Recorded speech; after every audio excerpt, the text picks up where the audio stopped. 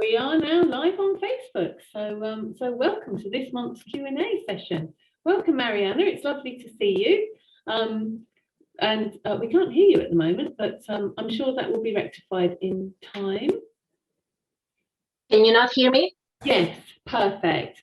So, Mariana, you've joined us before, so it's lovely to see you again. Just to do quick introductions, Amanda, would you like to start with introducing yourself?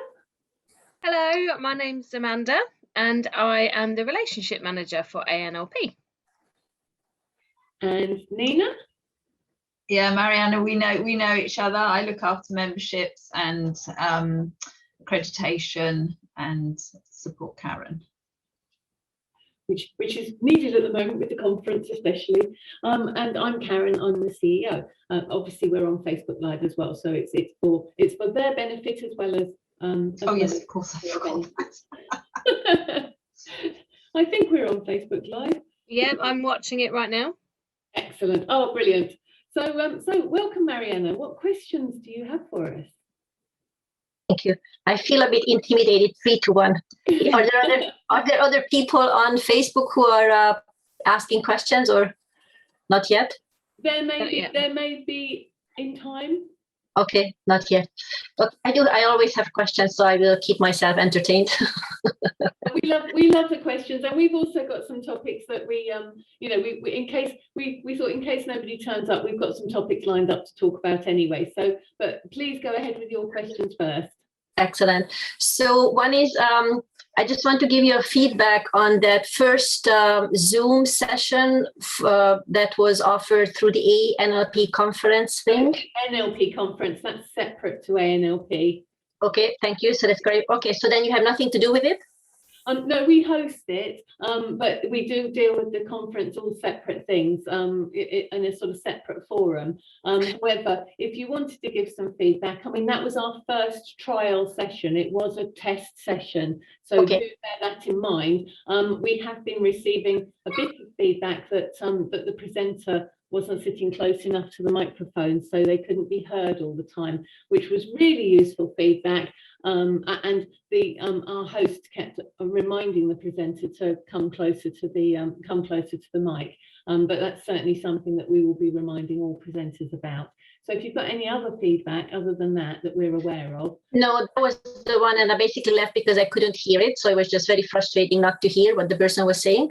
Yes. And the other thing is, because there was no chat and there was nothing else to sort of give feedback to, I felt that I was totally just cut from anything. So I couldn't even raise the concern that I can't hear. So provide some sort of a feedback from the participants to the presenter during the session for a check-in. Again, let me emphasize the fact that actually, whilst the presenter will be on Zoom during the conference, the delegates will not be on Zoom. So the Zoom is already set up for the presenters for the conference so that they know how Zoom will be working, because that was a test session.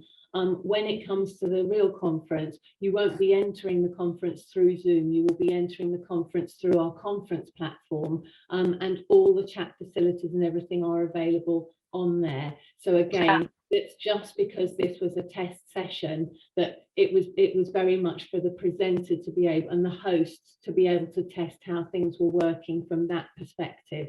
Rather than the delegate experience won't be like that, but the conference platform doesn't open until the 26th of April. So we'll be opening up the conference platform on the 26th, and we'll be running some familiarization sessions so that all the delegates know how to log in and know how to access the various elements of the conference platform before the conference starts.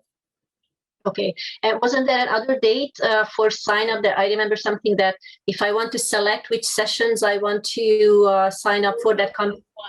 That all happens once the conference platform is live. On the 26th? Yes, from the 26th onwards, yes. Okay, thank you. I will look into that. Thank you. Thank you. And what's next? The other is, so two questions are maybe related, one about accreditation and the other is master level. So I have I am a practitioner So, so what difference would it make if I was accredited? Do you do accreditation? And then what's the difference between accreditations and master level? So master level, there are 3 different types of master in NLP. There's a master's degree that you can take in NLP. Are you talking about master practitioner, what a master trainer does, or the master's level degree? I know nothing, so all of them, because I know, to me, master is a master, so I didn't know there are 3 different masters. It's part of the ambiguity of NLP, I think. So if you're currently a practitioner, then the next level for you to be able to train to would be master practitioner. And that's why the language is so, we need to be so careful around the language, because in the education forum, in the academic forum, a master's, just referring to something as a master's, the assumption would be it's a master's degree. And so, you know, I actually highlight this in my book, that the ambiguity of that we've chosen within NLP. So I would imagine, oh sorry, excuse me for just 1 minute, I've just realized there are other people in the waiting room, and I've forgotten to let them in. I'm so sorry. I have to apologize to them when they get into the waiting room with the usual. I'm so sorry, Abu and Margaret. I can't hear you yet, Karen. They can't hear me yet. I think they can hear me. We just can't hear them. Thank you. Now they can. Hello, Margaret. Hello. Hi, Karen. Thank you. No problem. I'm so sorry. I was busy answering a question. Yeah, that's fine. Thank you. Sorry. So I was just explaining to Mariana about the difference, the masters that exist in NLP, as in master practitioner, which I think is what you're referring to, Mariana, in terms of the next level that you would like to train to, would be master practitioner level. If you wanted to train after you've done master practitioner, if you wanted to train to trainer's level, then that's where the master trainer element of NLP kicks in, because in order to do trainer's training, you have to be trained by someone who is a master trainer in NLP rather than a trainer in NLP. So that's kind of like the top level of training, and only a master trainer or master trainer equivalent can deliver trainer's training. The master's degree is something completely separate to the NLP list of certifications, but there are degrees in the UK that have NLP elements to them. There's a master's in, well, it was at Derby at one stage. I think it's moving around the country, and I'm not entirely certain. It might be at Portsmouth now, but that's a master's degree that has an NLP element to it. So those are the three different definitions, I suppose, of masters in the NLP community. Was your question specifically around the next level of training that you might want to do? Yeah, you're on mute. Yes, sorry. There is some scratchiness in the sound. I don't know if because everybody is not muted, but when you are talking, Karen, there is some scratchiness. Oh, so I'm using the mic. I haven't got a separate mic, so I probably need to do what the presenter was supposed to be doing and sit really close. I'm not actually, and I'm wondering and looking around thinking, I don't actually know where my mic is, so I don't know which part of the screen or whatever I'm supposed to be talking to. No, the volume seems to be fine. It just, there is some sort of scratchiness, but maybe it's on my end. Yeah, I think it might be on yours, Mariana. It sounds fine to me. It sounds absolutely fine. Okay, thank you. So thank you for the 3-level explanation. So then what I really want to understand, what will I be able to do if I am at the master practitioner level that I can't do now? And there are so many providers. How do I find out who is trustworthy, reliable? So, well, Matt, can I answer that, Karen? Yes, of course. So you did your practitioner with Sarah. So that would be, you know, do your master practitioner with Sarah. That would. No, I actually like variety. Okay, so if you go to our website, Wow, what's that face for? Yeah, no, sorry. If I want to look at the website, I will look at the website. But I love the Q&As because it's just easier to me. Okay, so we can't say go here or go there, because Yes, I know. all of our trainers and accredited trainers, they pay to be members, and that would be unethical of us. All of them are brilliant. We do all our due diligence on their training, make sure that they've done everything that they say that they've done. So if you were to do a search on the web, I'm not sure whereabouts you live, but if you put in your location, you will come up. If you're in London, it will come up with pages and pages, because there are quite a lot. You're very, very spoilt in London, and all of them are brilliant. Many of them are still training virtually as well, so which means that location. Oh, of course, yeah. So you're not limited by location, but the crucial thing, Mariana, is that you have to have rapport with whoever is going to train you. So it is down to contact those trainers, speak with them, and see whether you like them. I mean, you don't want to be throwing your money away with somebody that you just don't get on with. That's the important thing, which is why we can't say, oh, go to Joe Blogs or go here or go there, because it's a very personal thing. Abu, who's on the call, is one of our trainer members, so you have you have to go to Abu. Build rapport with Abu now. You need to be off mute, Abu. I was just saying, welcome with open arms. And Margaret, who's the other person on this call, is actually one of my trainees, so perhaps you could talk to her if you wish for some feedback. Brilliant. Oh, brilliant. Hello, Margaret, as well. And I didn't really ask. I understand that you can't recommend.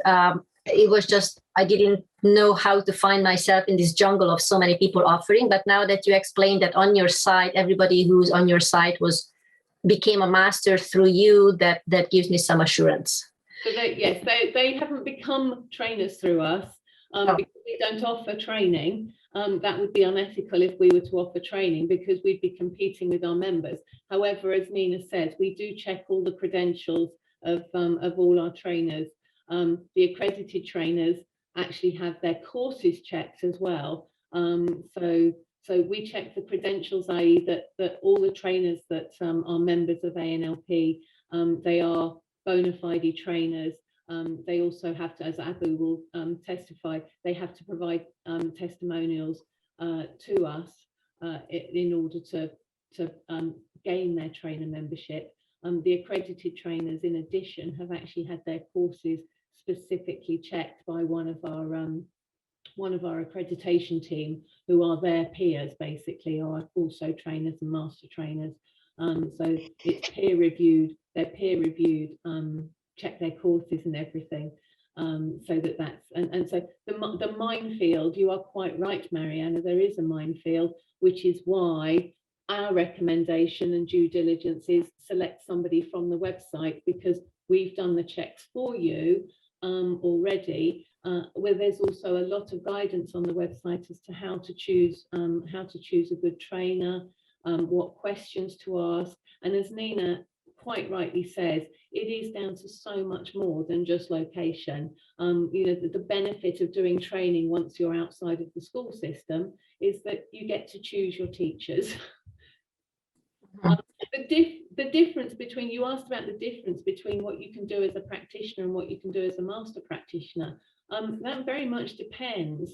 I mean, Abu could probably answer this question better than I can, but it very much depends on the training that you've had in the first place. I know when I did my practitioner training, I would not have felt very confident about working with clients because of the type of training that I undertook at practitioner level. So I felt that practitioner was for working on myself.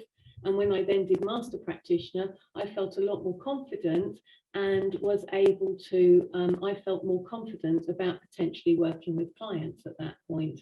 And so for me, that was the difference. However, it very much depends on the training that you've done in the first place and how you feel about it. Abu, do you Could I have comment, anything could to I comment add? on that, Karen? Please do. Yeah, I mean, it's similarly when the training I did, I has always wanted to become a trainer eventually. So that was my view on it. And when I did my practitioner training, I spoke to my trainer and I went back immediately to assist on courses. So in other words, I was getting a free sitting, but I was actually seeing how it was happening from the other side as well. And then even before I'd done my even though before I'd done my trainer's training, I ran a few short courses, if you like, on certain techniques with friends just to get the practice in. And then once I had completed my training, that's when I started doing it. But in the meantime, after having assisted on the courses, I actually started working with clients, but again, with friends and family first, before I moved on to actually paying clients. Does that help you, Mariana? Thank you, Abu. I guess I was more interested in the actual topic. Are we covering the same topic that I covered during my my base training, or in addition to something? Because I have no problem with confidence. Again, it depends on the, I mean, there are some basic requirements for a practitioner training. However, individual trainers, I mean, that's the beauty of and flexibility of NLP, is that individual trainers may add in additional elements. Individual trainers may choose to train some master practitioner elements at practitioner level. Some may choose to do it the other way around. So there is no set syllabus for an NLP practitioner or master practitioner course. So those are all questions you would have to ask the individual trainers. I mean, a lot of it, from my experience going with different trainers, because I like choice too, it's very much, it's a building the depth. So again, from my personal perspective, not everybody, based on the trainings that I undertook, I found that at practitioner level, I was learning techniques. At master practitioner level, I was learning how to elegantly combine those techniques, how to take something, and if that didn't seem to be doing what I was hoping it was going to happen, I could then just embrace something else and bring that into it as well. So it was much more about the elegance of using what I'd learned. Again, Abu, I'm sure you can assist with that.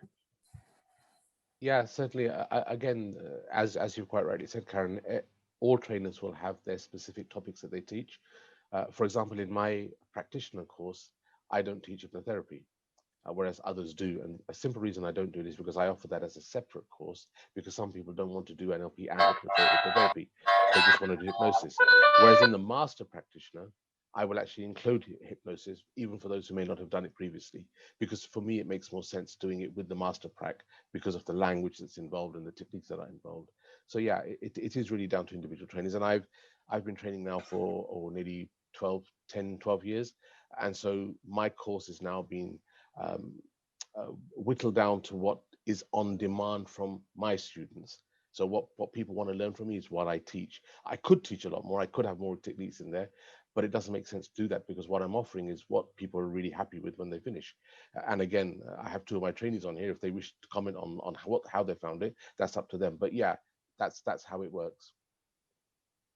Thank you, Abu. You're welcome. So just to open out the field, I mean, hopefully that's helped Mariana with that particular question. Just to open up, obviously the Q&A session is for all of us. So does anybody else have a question for us about membership or something ANLP related? Well, I would just say, Karen, when you came onto our training course, yourself and Amanda, by the way, thank you for doing that. And I'm sorry I've not acknowledged it by email yet. But thank you for coming on. And it was a really, really wonderful experience for all the trainees. And I think a few of them are trying to join or trying to come online. Some of them haven't received the link and whatever. But they're here because they're very interested in what the NLP offers. And, I will be getting the memberships and hopefully they'll join for themselves long term. But very useful organization and very helpful with the resources and information that's provided to help not only new people in the field of NLP, but people like me who are already trainers as well. Thank you. Thank you, Abu. We enjoyed meeting your students and recognise them, because then we recognise faces. As you said, two of them are here today. It's lovely to see you both. Yes, thank you, Karen and Amanda. It was great that you came on the course. It was really informative to find out about ANLP. And as Abu was saying, we just completed on Sunday, we did our prac course. We still have to do the exam. But it was amazing. I mean, you know, I had no idea how life-changing it would be. You know, just amazing. It's really a completely new place for me to be in because I'm in education. So to actually do what you're calling a prac course, an NLP practitioner course, and then telling people about it, that you've done it, they're kind of like, oh yeah, I'd like to learn some more about that, or I'd like you to do something on me. But of course, because we're just new to it, you know, I'm just now typing up all the techniques and trying to go through those and practice them on friends and stuff. But wanting to be part of the NLP is very important because I see this as a whole new part of my life journey, and one where it's going to, I'm not sure where it's going to take me, but I know it's going to be a very positive journey.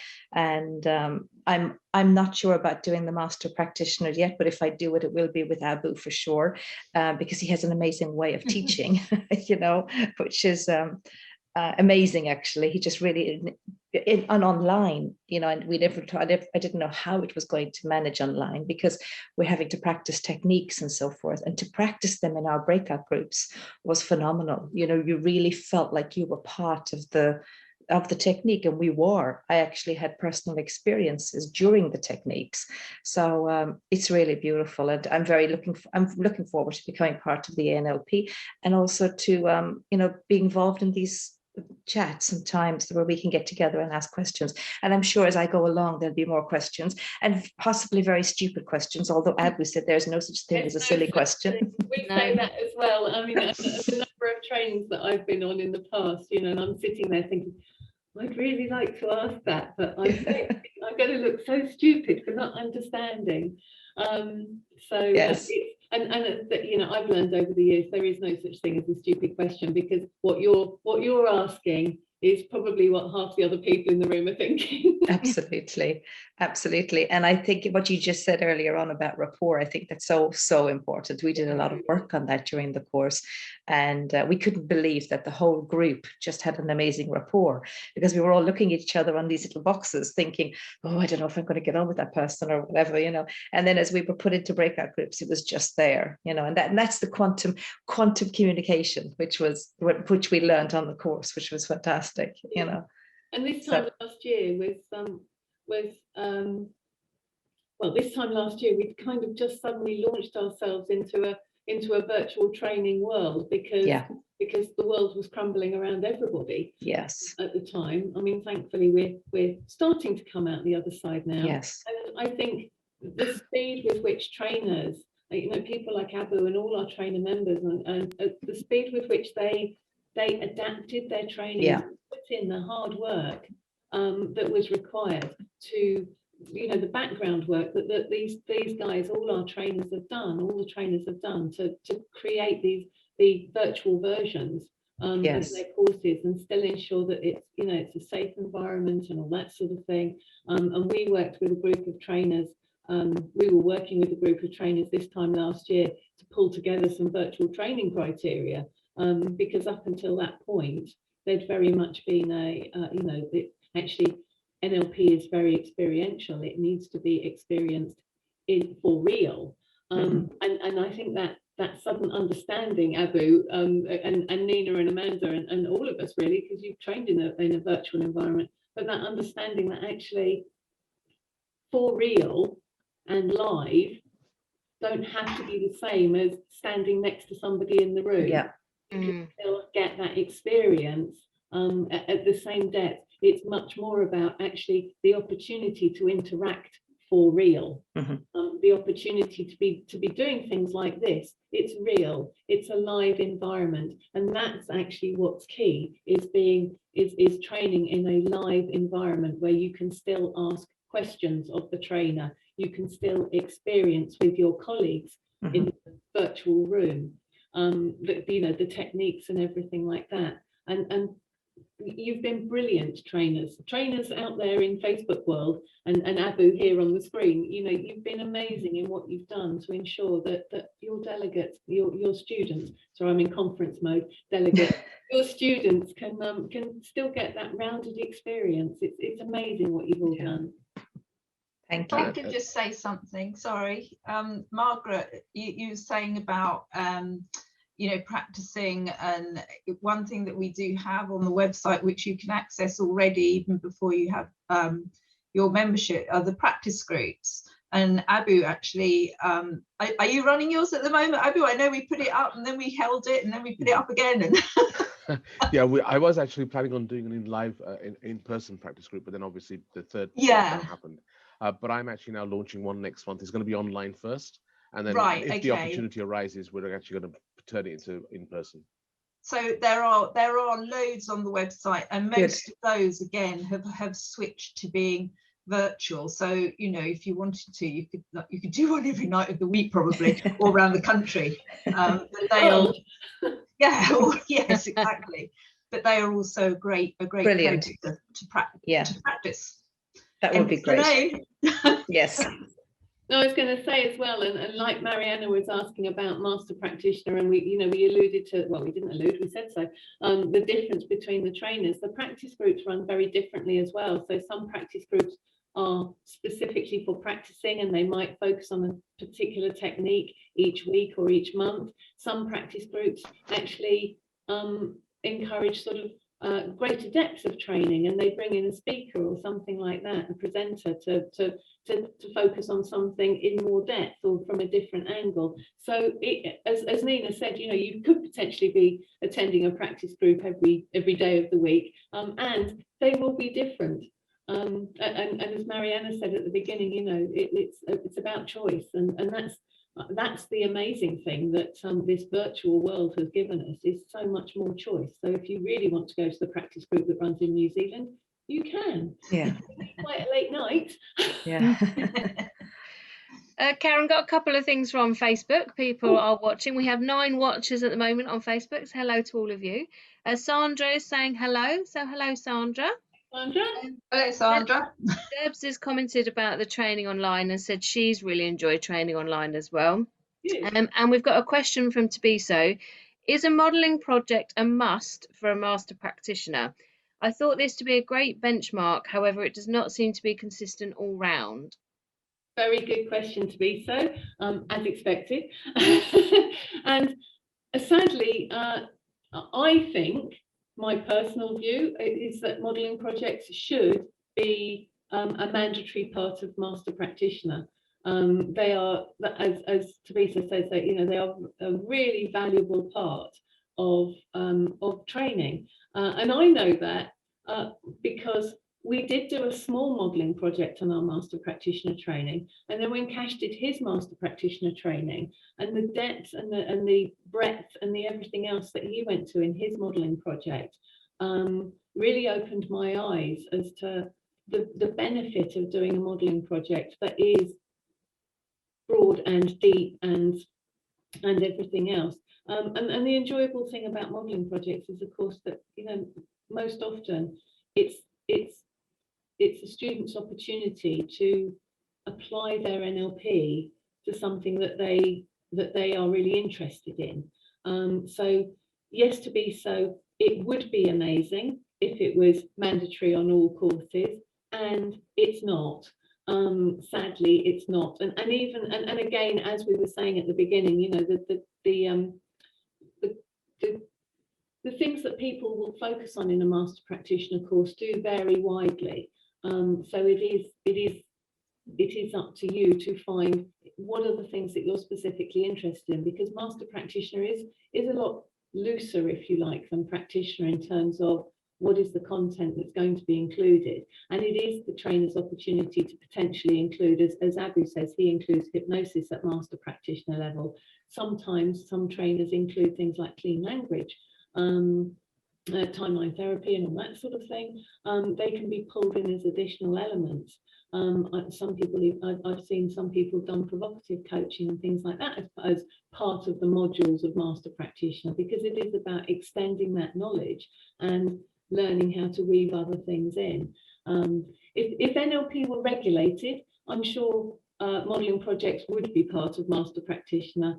At the moment, they're not mandatory. So great question to be so, and something to lobby for in the future, possibly.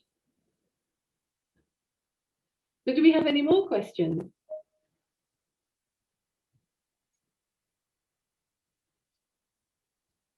I'm going to ask a question, Karen.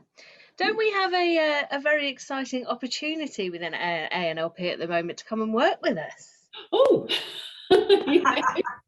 I was thinking, oh my goodness, what's coming? We do actually, yes, we have been. Our colleague Shannon is going on maternity leave in a very short space of time, actually, probably sometime in June. The baby is due in June, and I know Shannon wants to work as long as possible. However, I also know her first child was 3 weeks early, so so sometime in June, Shannon will be disappearing for 6 months on maternity leave.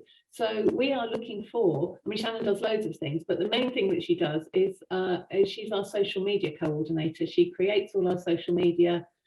She works off a plan that we pull together between us, but she creates all the content. She's very artistic, well, creative, and she's also uses her practitioner knowledge to put all those things together. So yes, you're right. We are looking for a social media coordinator. Thank you, Amanda. It's probably around 10 to 15 hours a week week's work. It will be quieter in June because it says in our job spec, it does depend on where the projects are. So the projects being ANLP, the conference and the awards. We're just coming to the end of the conference and awards life cycle. So that work will tail off June, July, August until we get the new program ready for the next conference. So it will be the quieter time, but there's still plenty. There's always plenty to say about it. We have plenty to say at ANLP. So if anybody is interested, either someone who's watching or someone here is interested in applying for the social media coordinator role, you work from home. There's no obligation to be in an office. Even now we're allowed back in offices, aren't we? It's not essential work. It is to us, but it's not essential key work to keep the country going. So we work from home.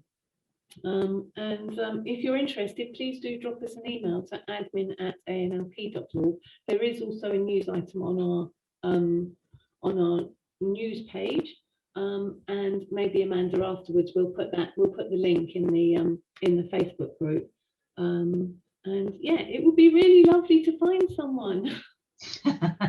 We've said it's initially for 6 months whilst Shannon's on maternity leave. However, there are a lot of things that we have to do anyway, so it might become a full-time role, not a full-time role, an ongoing role. It will be full-time when we've got 10,000 members. At the moment, it's a part-time role, but it might be permanent. Permanent is the word I'm looking for. So. Just on that, Karen, just a feedback to you. I did speak to my colleague. She was very interested, but unfortunately, I was a day late. She just signed up for the job day before. Oh. So sorry about that. Well, I will be sending it out in the trainers' newsletter later this week or early next week, and so that trainers can share it with their own groups, because that would be lovely. Because time is marching on, and I think Shannon, as I said, she does an amazing job, but the rest of us already have full-time work to do. So the thoughts of we're going to be taking on parts of her role between us in the short term until she comes back. But the thoughts of having to take on another 10 to 15 hours work a week is a bit too much for any of us. I have some more Facebook comments. Yes. So Deb's going back to the modelling project, said, yeah, the modelling project is so important, and I've only just realised how important 4 years after doing my first one and going outside the NLP zone. Wonderful. So I'm in agreement with you there. Yeah. Another question from Tabiso. It might be difficult to tell at this stage. However, what have been the benefits in the UK for NLP professionals since NLP practitioner became an official job title? That's a good question, and I have no idea. It is probably too early to tell. when NLP practitioner became an official title, also officially recognised by HMRC now as well. So two official recognitions in a year, and again, actually, that's a really good thing. So maybe once things settle down after the conference, it would be a good time for us to do a survey of our members just to see how things are going. I mean, it would be really challenging to say how much of that is down to NLP practitioner becoming an official title, how much is down to the amazing work that we do, and how much is down to the amazing work that our members do.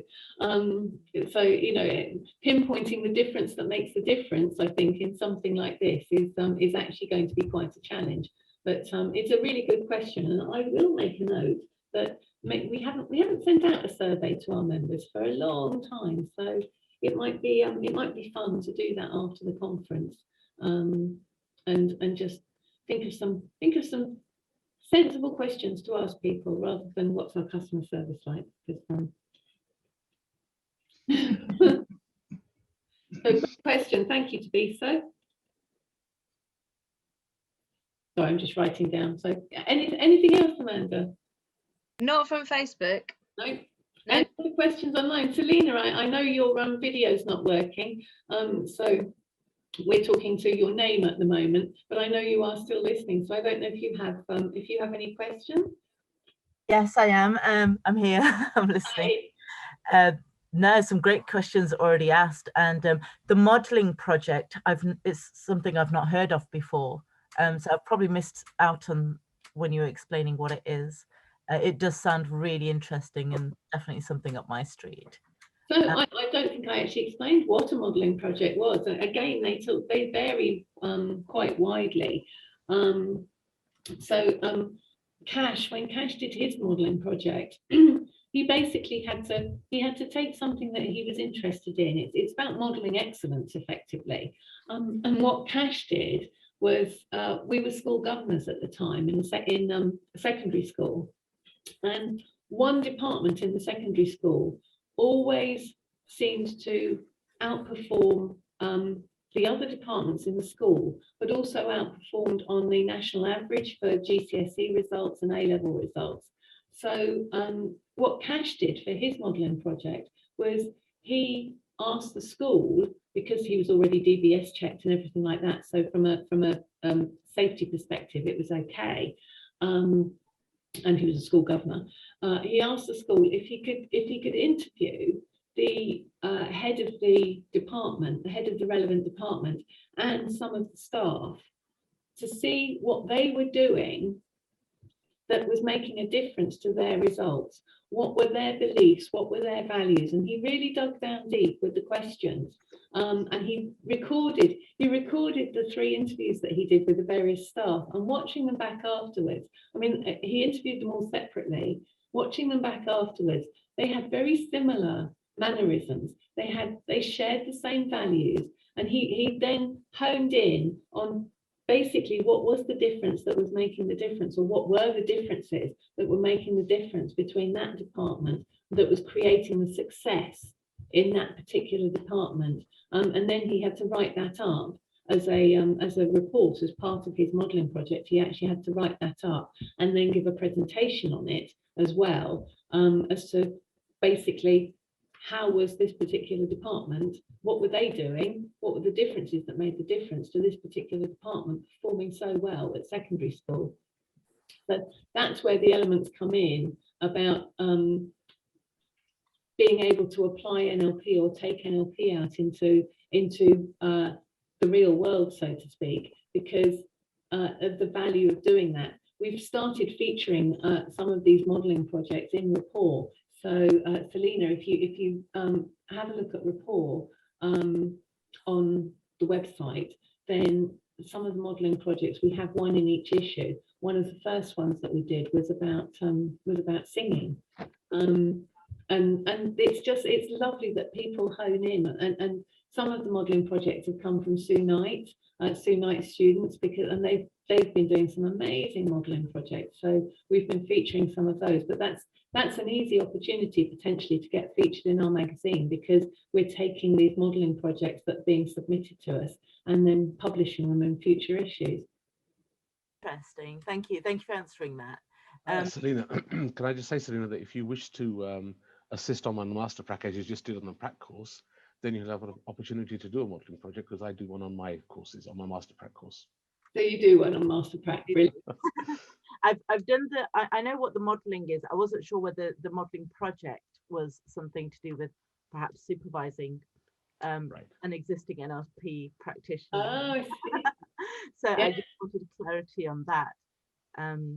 As I think I mentioned last time, Karen, about I would really like to see some sort of supervision opportunities. So that's something that I'm excited about when I join the ANLP community. Yes, well, as we said on that call, Selena, we do have supervision as part of our new professional standards module that's recently been added to the website. And again, it's another. We've been modelling other professions, so like in other professions, it's not enough to just simply get a certificate or get a qualification. It's also about continuing to demonstrate that that you're keeping up to date with good practice. And so we've introduced that module. It's an optional module. It's not something members have to do. It's also optional, as in there's no additional cost attached to it. However, if and when members do complete the professional standards module and demonstrate they've got things like business insurance, CPD, they've got coaching hours, they've achieved certain levels of coaching hours for the different bronze, silver and gold professional standards. Once they can tick all the relevant boxes, they then do get an additional certificate which demonstrates that they've achieved the certain level of professional standards. And I think that's very valuable for potential clients wanting to see that actually you are keeping up to date and doing good practices and things like that, rather than I took an NLP qualification 20 years ago and I've done nothing since. Yeah. Exactly. And you know the bronze, gold, silver levels that you speak of, is this something that needs to be obtained through your trainer, or can we? No, this is directly through your ANLP membership. There is no. This is something you can do independent of anybody, independent of everybody. It's just done through your members dashboard. Great, thank you for answering that. My pleasure. Mariana, I think you had another question, didn't you? About accreditation, but maybe it's not a question to you if you don't provide accreditation. We do provide accreditation for trainers. So when I was talking earlier about accredited trainers and trainers, the accredited trainers have had their courses actually checked and verified through one of our they've been peer reviewed effectively. So trainers become accredited. Accredited professionals was something we started doing a while ago, and there was no interest in it. So we kind of put that on the back burner for the time being. And really, I suppose the professional standards is what's taken over from the accreditation, because the professional standards is basically saying, you know, that you could, because it's something that you do need to, it's like an MOT on a car, it's something you need to renew annually and prove that you're still, I know, like an MOT, it's proving in the moment that your car was working, but this is proving in the moment that you apply for professional standards that you've been undertaking CPD, you have been attending practice groups, you've got business insurance and all that sort of thing. So, and those are similar elements to what we had in our professional accreditation originally. So I guess the professional standards have just taken over. I have another comment, a very nice comment from Tabiso. I unfortunately have been unable to attend the community meetings for a while due to clashes with my courses. However, I found them to be quite valuable as an ANLP member to get support and bounce off ideas from other NLP professionals internationally. Oh, That's nice. Very nice, isn't it? Yeah, so I mean that's again something that came out of the pandemic, was that almost need to feel that we were still in contact with other people, in touch with them. It is via a screen, but it's really valuable. And so we started up the community chat every Monday evening. except bank holidays. But yeah, it's every Monday evening, 6:30 till 7:30. It's open. That one is open to members only. And we've got a regular core group that turn up. But it's become one of the things that it's become over the months is a bit of a recommended books. So we're constantly trading books not trading books for real. We have to buy our books, but getting book ideas from each other as to what's the next book. So I put one in my I was going to say the name. I don't know if I'm allowed to say the name because it's, well, mind you, we're not the BBC. It's fine. Yes, you can say the name. I put it in my Amazon shopping cart this morning, thinking I must get that one. It was recommended. It was recommended on. It was recommended in the community chat that we did end up having on Monday. We weren't sure on Monday whether or not we were going to have one because of various circumstances, and we sort of dropped in for a few minutes, swapped some book ideas, and then left again. But yes, and we do enjoy our community chats. It's, as I said, every Monday evening for members only. And also, it occurred to me the other day because I was thinking about the community chat, and I thought, you know, we have very few people turn up. We'd be lucky if we have a group like this. That's how many of us? 6 or 8 of us. And I suddenly thought, it might be a little bit like when I was when my older son was at school, and he was at secondary school in London. It's a huge school, it's about 1,800 pupils or something like that. And I like to get involved with what's going on in the school, and I like to sort of support in any way I can. And I kept putting off going to the parents' evening because I've been at the I've been on the PTA at the primary school, which was small and everything like that. And there were about 10 of us on the PTA at the primary school. And when we got to secondary school, I thought, it's a school of 1,800 people. There's going to be hundreds at the PTA meeting. I don't want to attend because, you know, I'll just sit there listening to everybody else and I get to say anything. So I didn't go to the PTA meetings, thinking that there'd be lots of people there. And then I met the chairman of the PTA, and she said, oh no, do come along to the next one. There aren't many people there. So I dragged my husband along, and me and my husband took the total of people attending up to 6. Wow. And one of the others were husband and wife as well. So you know, I do want to stress that actually our community chats really are community chats. There's not, we have 13, nearly 1,400 members. I promise you, well, we wouldn't have space on them on Zoom for 1,400 people, but it's an intimate gathering. We do all get a chance to chat, and we do have a proper chat. Bring a glass of wine, it's jolly nice. But somebody else talk, because I'm doing all the talking. I was just going to say about the community cafe, Karen. I've really enjoyed the ones that I've been to. I can't unfortunately going to come to every one, but the ones that I've been to, what I like about them is that there is obviously the NLP element to them, but there's also the social element, which I think is really invaluable, because we discuss in a social context what we're doing with NLP personally. Yeah. And I think that's really invaluable because it gives you ideas. Yeah. And it spreads, you know, it broadens the horizon in the mind. So thank you for arranging them. I do find them very useful, and I've recommended them to my students as well. Thank you, and you're right actually, Abu, from that perspective. So many projects. I mean, there's a project NLP in health going on at the moment that was founded within one of the community chats. In fact, the whole COVID resources on our website was a result of the first community chat. Wouldn't it be lovely if? And that's the conversation, the community, the ideas that get generated. It's really exciting to be a part of it. Yeah, definitely. Seda, did you have a question? Good morning, everyone. Morning. Hi, it's great to be here today. As you know, you might remember my face. I've just finished training with Abu Yusra, which was an amazing experience. So it's good to have this opportunity to be back after a couple of days and think about things going forwards. So thank you for that. I just wanted to ask, you know, I've just finished my NLP practitioner course. What kind of advice or first steps can I get from you, from your experience of how to like set up as a practitioner to begin with. And if you could give me a bit more information for everybody's benefit who hasn't done it yet on the Master Practitioner, sort of the outline and the content and what should be expected from the course.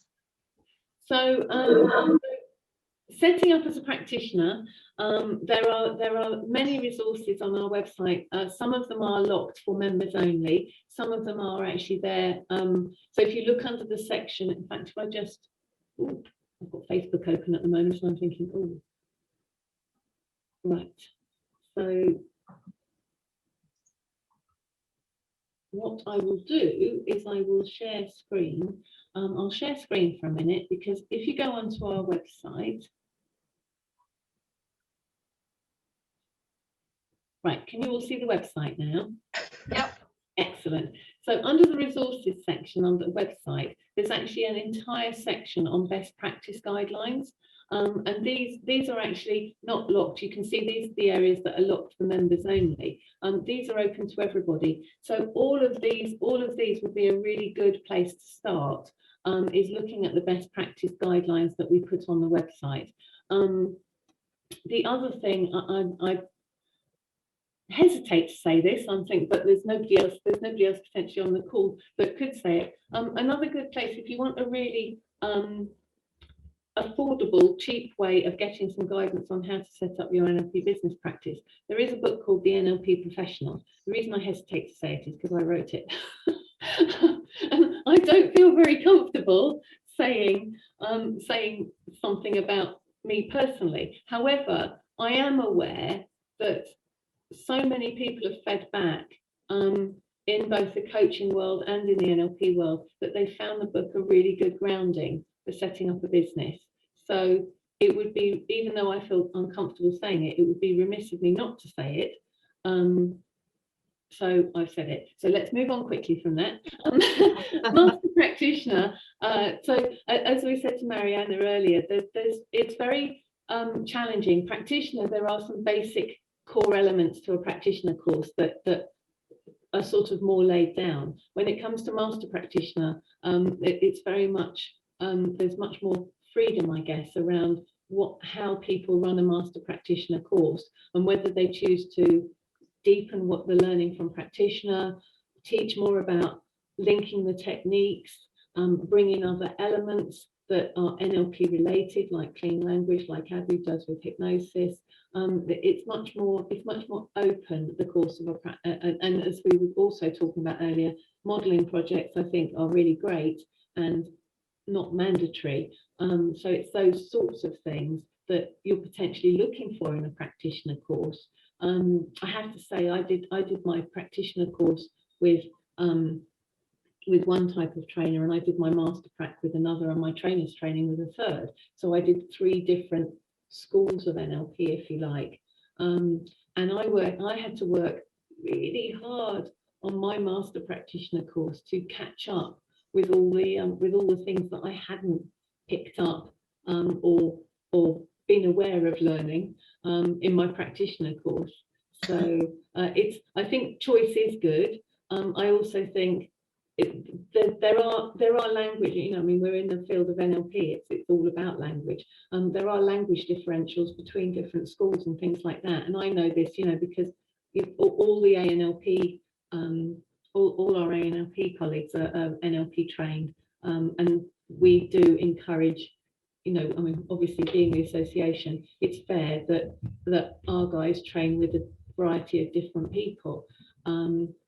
So it's lovely to then talk to my colleagues and find, because they call things by different names, or they've learned something in a slightly different way. And so it's all really valuable experience. And some people like sameness and some people like difference. So it's very much personal choice. Thank you. It's very exciting to be part of these groups, and I think a lot of us, I know Margaret's here from my training session that we had, we didn't realise there was so much support available, so we're looking forward to using the resources. And thank you for showing me the website, because I haven't looked at it yet, so I know I'll look at it now. It's just been very quick after finishing training with Abu Yusra, and we've still got our exam to do, so we're focusing on that. And once we've got that, then hopefully we can look forwards to looking at the resources you've just recommended. So thank you very much for that. No, that's a pleasure. And remember, I mean, it's like passing your driving test. For those of us that have passed our driving test, when you get your certification as a practitioner, that's the beginning of the journey. It's not the end. You might have completed the training, but you're starting the journey into the NLP world, and that's when the real fun starts. That's really true, because I didn't start it with thinking that this would go on to something else. I thought this is a small course that I can do to enhance my career prospects, and to just for personal effectiveness, to be a good teacher, because I'm training as a teacher at the moment for secondary education, and it is very challenging at the moment. And one of the key things that kept coming up was mental health. So when we started training in September, which was like the worst time to take on something like this because of COVID, so you know, I was always looking at ways of improving and being better, and then NLP came up as an opportunity a bit later. And the funny thing is, I know now that, well, there's the master practitioner course and there's always support, and well, actually it's something very important for my profession as well at the moment, because mental health, you've touched on being online, and you know, teachers have had to teach online. A lot of students in the country have been in lockdown. When they've come back, they've presented with issues that can be classed as mental health deteriorating because of whatever they've been through, or lack of social interactions. And a lot of people's lives have been affected by COVID, where, you know, children have lost grandparents, they've lost more than one member of the family. So I think it was the best time to do the NLP training for yourself. And going forwards as a teacher in this time during this pandemic, you know, a lot of professional friends have always said, oh, you know, well-being is a big thing right now. And after lockdown, when I went back into training, it was such a big thing around the school, just staff worrying about staff as well. And I think, you know, it is the beginning, not the end for me with my NLP professional training that I've just done now. It's just the first step. And I'm so thank you to Abu Yusra for making it so wonderful. The other support, Zayda, that once you become a member, you'll have access to, is we do have a Facebook members only group, which is a very informal. So it's not for any advertising or promotion. It's for this. If you came up, you know, if something cropped up on a specific day and you needed to try and get some advice, pop the question up. I can guarantee that you'll get answers. You know, other members will come up, suggest ideas or whatever. So that's another resource that you'll have available. That's really good to know. I'd have to have finished my get my certificate and be part of the ANLP for that, would I? Yeah. The Facebook. Yeah. The members only group, because it's therefore a closed group, so that members are able to speak freely, and you know, and ask those questions that they may perceive as being a little silly, but they're doing it in a safe environment again. So yes, it is a closed group for members only. And can I just say, you know, I appreciate we've got two teachers here, and my passion is for NLP to be in the education system. You know, having worked as a school governor and seen two children through the education system, I know the challenges from a parent, a child, and from the teacher's perspective. So you know, I think there is so much to be gained by having NLP recognised in the education system, so much, and it is through people like you that will happen. So so I'm delighted every time. I mean, I love meeting all our members, and I'm really delighted when I meet teachers that are going to can see the benefit of what you're learning through NLP, and can see Yeah. how that's going to impact on the schools. Yeah, I mean, even I think just that relationship with the students, it's had a massive impact already. And I've mentioned to Abu Yusra and thanked him for some of the tools that he's given me, where, you know, I've used things like reframing, and the language. It's just made a massive difference to student behavior at a time when, like, they're not allowed to move in classrooms because they're in bubbles. So they're very frustrated. So, like, if they've been in lockdown, they've come back. Now they're not allowed to go out and meet their friends in the yard. They're not allowed to eat lunch together. They haven't got a lot of social aspects of their normal life even then. So it's really helped to have this. Yeah. And I think it's definitely going to have a massive impact. So I'm taking it there with me, and any other teachers here, they should be doing the same, I think. It was I'll share a very quick story. My youngest son is on the autistic spectrum. Once upon a time it was called Asperger's, but they seem to have got rid of that now. So he's now just on the autistic spectrum. And he had some support from an NLP professional in this area. And she did a very simple thing. He needed to be more grounded so that he wasn't so flighty in class. This was at primary school. And she taught him so simply. She taught him anchoring, and she anchored to a big blue post-it note. And he had to, as soon as he saw the big blue post-it note, he could ground himself and be more within himself and more grounded.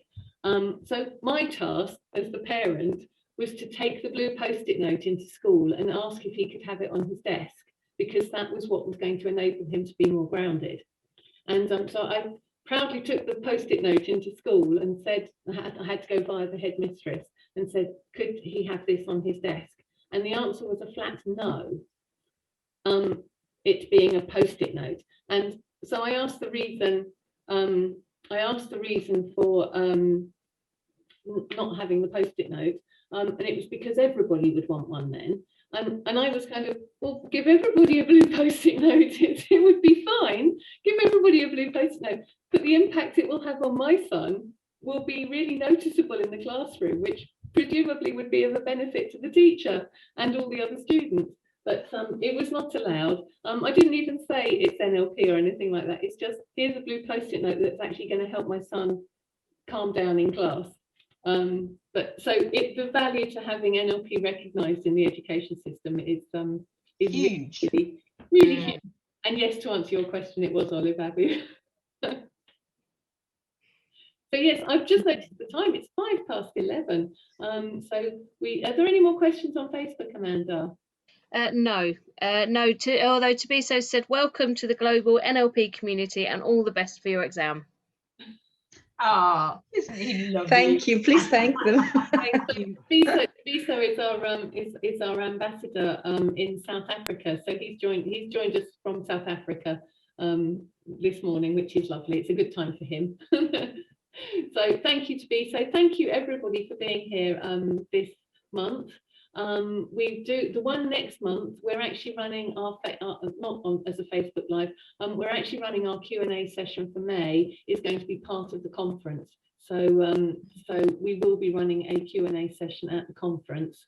And we've got quite a lot to do next month, so we're knocking the Facebook Live on the head. But we will be back in June. I can't remember what date or time at the moment, so that's really impressive.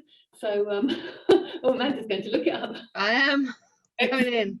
I'll keep talking. The next one is going to be in June, and it will be, I think it's the last one we've got booked, isn't it? We'll have to spread out some more dates later in the year. But these ones are lovely because they are open to everybody. The community chat on a Monday evening is members only, as is the members Facebook group, the Facebook members group, whichever way around it is. Have you found it yet, Amanda? No. No, I can't find it either. We'll put it on the Facebook link afterwards when one of us has found it. I think it's a news item. That might be why it's not being found. But thank you all. We will add the link to the social media coordinator, and we'll add the link to future Facebook Live events. We'll add both of those into the chat. So thank you for joining us, and we will see you in a couple of months' time, or on the community chat. Okay, thank you. All right, take care, everyone. Bye. everyone. Bye, everyone. Bye, everyone.